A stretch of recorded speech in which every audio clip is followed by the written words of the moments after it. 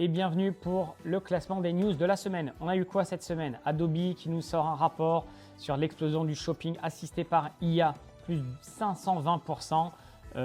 Moi je vais mettre validé, on sait que l'IA est partout et c'est juste monstrueux. On va tous se faire aider par l'IA quand on achète. Square, c'est le fondateur, celui qui a créé Twitter, qui a monté cette boîte de paiement et de terminal de paiement aussi. Une introduction, on va pouvoir payer avec commande vocale. J'ai envie de le mettre en flop. Non, validé, c'est bien. On va pouvoir avoir de plus en plus de commandes vocales quand on est au restaurant, par exemple. ByteDance qui lance Seedrun 4.0, c'est un concurrent de Nano Banana. Pareil, j'ai envie de mettre ça dans validé. Tout le monde se lance sur son IA.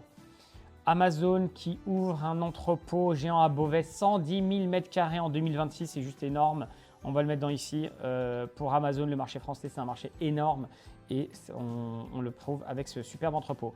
Google qui déploie son AI mode, le mode AI, ça va. Alors là, je le mets tout de suite dans Banger, c'est juste la folie. On va complètement changer la manière dont on cherche sur Google. Je pourrais en parler pendant 2 heures, mais malheureusement, j'ai pas le temps. Allez regarder AI mode de Google. C'est pas encore disponible en France, donc ça, c'est un peu relou.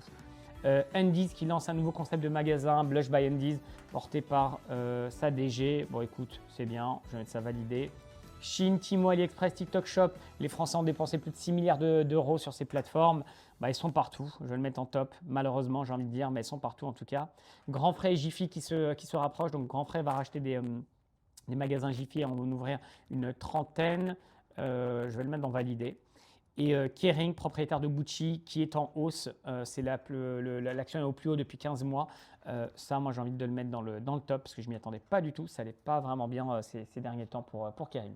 Voilà pour les news de la semaine et pour en savoir plus, le café de l'e-commerce. À plus tout le monde.